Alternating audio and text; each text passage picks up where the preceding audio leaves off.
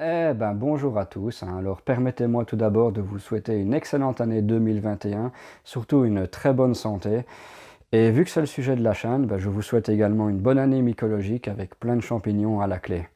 Alors, on se retrouve maintenant en plein milieu de l'hiver, il fait caillant dehors, et par chez moi, ben, on est recouvert de 15 centimètres de neige, donc ben, tout ce qui est champignons, pour le moment, on oublie. Alors je vous l'avais promis et je vais le faire. Donc cet hiver, je ne vais pas vous abandonner comme je l'ai fait l'année passée. Je vais vous proposer du contenu. Je vais faire quelques vidéos que je n'ai jamais le temps de faire pendant la saison, notamment des recettes de cuisine. C'est ce que je vais faire aujourd'hui. Alors certains n'auront pas les ingrédients, mais il suffira d'attendre la saison venue. Il y a moyen de re-regarder la vidéo. YouTube les conserve, il y a aucun souci. Donc aujourd'hui, bah, je vais parler de la recette de chips au bolet dont j'avais déjà discuté lors d'une précédente vidéo. Donc voilà, allez, on se retrouve dans la cuisine juste après le générique. À tout de suite.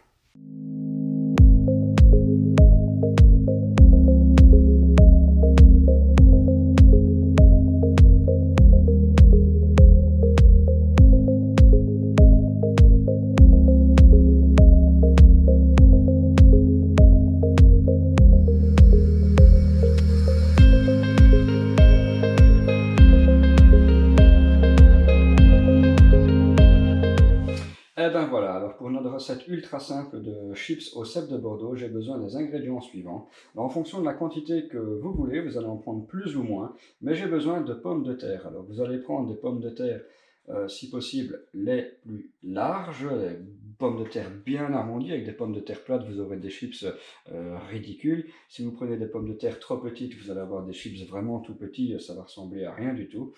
Voilà, moi j'ai plus beaucoup de stock dans ma cave malheureusement, donc en grosses pommes de terre assez larges, bah, j'ai trouvé ces deux petites-ci. Alors celle-ci elle est magnifique, ça va faire des beaux chips. Celle-ci est un peu plus fine, mais je vais la râper comme ça en longueur et ça va fonctionner. Alors j'ai besoin également de sel, de poivre et ma fameuse poudre de Bolet que j'ai confectionnée dans une vidéo précédente que vous pouvez retrouver. Je mets ici la vignette en haut de l'image, mais vous pouvez la retrouver dans ma liste de vidéos, il y a pas de problème. Alors au niveau du matos, ben, j'ai besoin d'une salière, voilà, pour faire mon mélange de poudre de cèpe de Bordeaux. Une mandoline à 2 mm, mais si vous n'en avez pas, vous pouvez couper vos patates avec un couteau, il n'y a pas de problème. Les patates, pareil, couteau si vous n'en avez pas. Ben, deux essuies pour sécher mes pommes de terre et un petit ustensile pour faire mon mélange d'épices. Bon, ben, il n'y a absolument rien de compliqué, hein. Vous commencez par peler vos patates, hein, pas vraiment compliqué. Une fois que c'est pelé, bah, je vais simplement les laver avant de passer à la coupe de celle-ci. Voilà, les patates sont épluchées et lavées, bah, je vais commencer à les couper. Alors simplement, ça va très vite. Surtout faites très attention à vos doigts parce que c'est des appareils très coupants et on a vite fait de se blesser.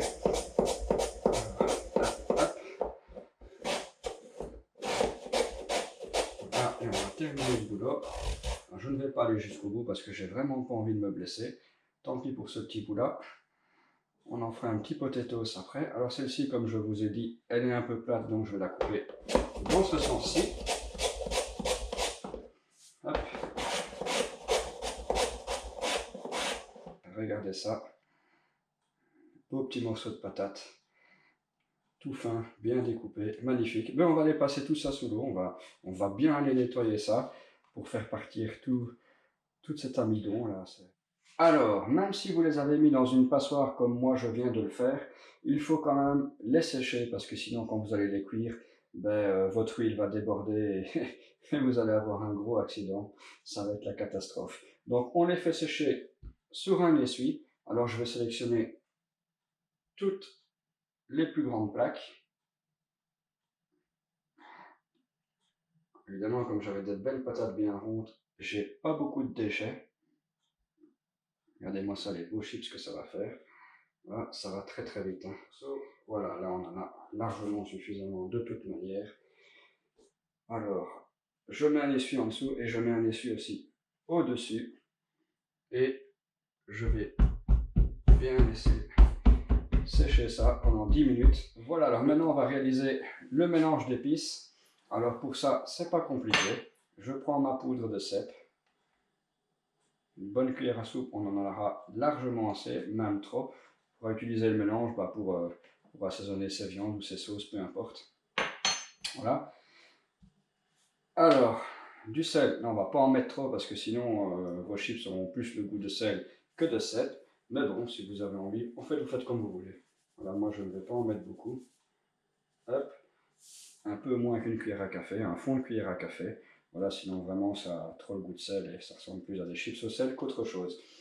Et un peu de poivre, alors pareil, vous n'êtes pas obligé, hein. Franchement, vous mettez les épices que vous voulez. Si vous avez envie du curry ou du paprika, vous mettez du curry ou du paprika ou de la curcuma ou ce que vous voulez, il n'y a pas de problème. Voilà, on va mélanger un peu le tout. Mais franchement, gardez une grosse majorité d'épices de cèpe de Bordeaux, sinon ça, c'est plus des chips au cèpe de Bordeaux, quoi. Voilà, alors bah, cette poudre, avec un entonnoir, je vais la mettre dans ma salière. Voilà. Et voilà, j'ai donc ma poudre de cèpe de Bordeaux avec légèrement salé, peu poivré. Je referme tout ça. Et là, j'ai un bon stock d'épices pour un petit moment. Il y a de quoi faire quelques bons paquets de chips. Allez, ben sur ce, mes patates sont déjà sèches, il n'y a pas de problème. Les 10 minutes sont passées parce que ma femme est venue m'ennuyer. Par contre, j'ai oublié d'allumer la friteuse. Alors la friteuse, c'est pas compliqué, on la fait préchauffer à 160 ou 170 degrés, peu importe. Voilà, moi je vais faire ça sur 170 degrés et on se retrouve dès que l'huile est chaude. Voilà, alors ma friteuse est chaude, donc je ne vais pas mettre tout mon paquet de chips en même temps dans la friteuse, sinon tout va s'agglutiner, tous les chips vont coller, ça va vraiment pas le faire. Donc j'ai divisé mon temps en 3, ce qui fait une vingtaine de chips par cuisson. Voilà, je les balance comme ça, et c'est parti. Alors ne me demandez pas le temps de cuisson, moi je fais ça au feeling. En fait c'est extrêmement simple, il faut simplement que tous les chips soient bien durs, bien croquants, qu'il n'y ait pas de partie molle au milieu du chips. Et quand c'est le cas, bah, c'est qu'ils sont cuits. Alors je vais tâcher évidemment de vérifier qu'aucun chips ne colle avec un autre. Si c'est le cas, mais avec simplement une fourchette, je vais venir les décoller. Et donc voilà, il n'y a pas de problème. Donc dans ce cas-ci, bah, ça fonctionne bien. Il n'y a rien qui colle, donc ils vont cuire. Allez, je sais pas, peut-être 3, 4, 5 minutes. On verra, je regarde l'heure et on verra. Mais c'est pas vraiment ça qui compte, c'est pas le temps qui compte. C'est vraiment, il faut pas qu'il reste de partie molle. Donc par exemple, ici, si je soulève un peu, on voit bien que c'est encore mou, donc c'est pas bon. Voilà, bah regardez, on est 2 minutes après, mais je vous dis franchement, le temps, ça dépend de l'épaisseur à laquelle vous coupez vos chips. Plus vous les coupez gros, plus évidemment ça va prendre de temps de cuisson. Donc voilà, moi ils sont vraiment très fins, donc ça n'a pris seulement que 2 minutes. Ils ont une belle coloration, alors je les égoutte bien. Et je vais directement venir les jeter dans ma passoire. Et directement, je viens y mettre mes épices. Hop, ça coule ou ça coule pas? Ça coule. Voilà, et on mélange bien. Comme ceci. D'accord. On mélange bien pour que tous les chips et les épices qui n'en est pas un sans goût. Bon, c'est délicieux aussi sans épices. Hein. Vous goûtez, vous allez voir, c'est déjà pas mal. Voilà, on mélange bien. Hop, on met bien les épices. Voilà, et on va commencer à goûter. Et si c'est parfait pour vous, bah ce sera bon. Oh, c'est absolument magnifique. Voilà. Allez, ben, je réserve ça dans ma boîte. Et je vais continuer à faire mes 2 autres cuissons. En n'oubliant pas évidemment mes fameux potatoes. Parce que je ne me suis pas cassé la tête à m'occuper de mes patates tout l'été pour jeter tout ça.